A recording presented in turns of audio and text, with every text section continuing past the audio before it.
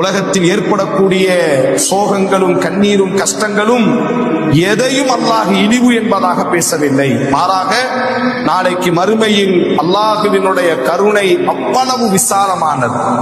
அந்த கருணையில் இருந்து ஒருவன் தப்பித்து, அதுதான் மிகப்பெரிய துர்பாக்கியம். அவனினுடைய கருணை என்பது பெற்றெடுத்த தாயை விட 100 மடங்கு கருணை உடையவன். அவன் தன்னை பற்றி அறிமுகப்படுத்தும் பொழுதே, நான் கருணையாளன், நப்பி இபாதி அன்னி அனல் கஃபூருர் ரஹீம்.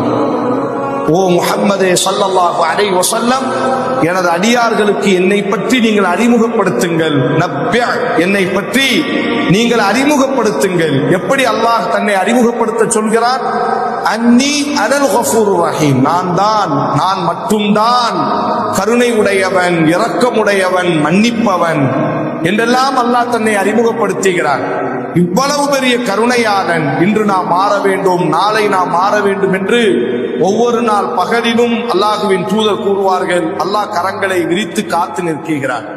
இரவிலே பாவம் செய்தவர்கள் பகலிலேனும் திருந்த மாட்டார்களா என்பதற்காக.